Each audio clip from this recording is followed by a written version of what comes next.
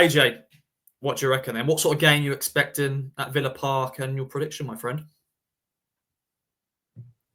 Whoa, difficult this one because we've been away from league action for a couple of weeks and it kind of messes with your mind a bit, doesn't it? Where half of it is thinking back to the Southampton game, which was obviously a really gutting result, even if the performance was, I stand by it, I thought it was quite good. And then they play well, but don't really have to get out of first gear against Coventry because they take their chances and the game's dead really by half time, to be perfectly honest. And I don't really know where that leaves you. It's not been a congested period. Different players have had different times. They've had some rest. I think they've probably had a couple of kind of training camps to reset and go again. So where does that leave Ipswich at the moment? Not too sure, especially against a team of this quality who have played quite a lot in the last few weeks. For me, I do think that Villa's quality might be a bit too much. The vision I've got in my head is they can score maybe one or two early on. Ipswich have that kind of revival. It becomes a bit nervy. You can get Villa Park a bit uncomfortable given that they've not had a overly strong winning record there this season.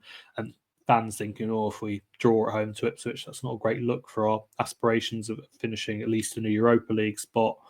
But the quality they've signed to go on the bench at the moment, we'll have to wait and see if Watkins is fit. But thinking of a Rashford coming on, of an Asensio coming on, of a Marlon coming on, there's so much depth and quality there. I think that although Town have it more now, I think Aston Villa probably, well, let's be honest, they definitely have it in abundance. And in terms of teams in this league, maybe ranked towards the top of it. And I think that can make the difference.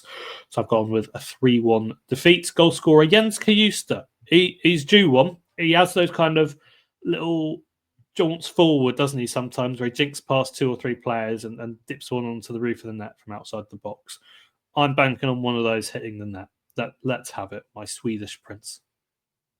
Yeah, I like that. I like to see that. That would be good. So 3-1 defeat. And yeah, this is going to be a tough game. It's not a free hit like Man City, Liverpool, no sort of games. Villa are still a good team. Looking at their attacking line, it's scary, it's frightening. But Town could match them, and away from home sometimes they do better, don't they? So I'm going mad. I'm going to go for a draw because I'm believing in this Town team. That's what Mark Ashley and co want us to do. So I'm believing in this team. 1-1 draw. Villa maybe score early doors. They don't keep many clean sheets. Their home record is pretty good at Villa Park. I think they've only lost one home game in the league this season, which was against Arsenal at the start of the season. So that is a bit worrying as well. But I think Town will just have enough. And maybe Jaden Philogene on his return scoring the late equaliser to get Town a very well-earned point. And obviously they lost against Wolves last time out. So they're not, obviously that was at Wolves. So it's a bit different there. But I'm going to go 1-1. AJ's gone 3-1 defeat, but anything could happen. We shall see. Let us know in the comments your thoughts, your predictions, and we shall see.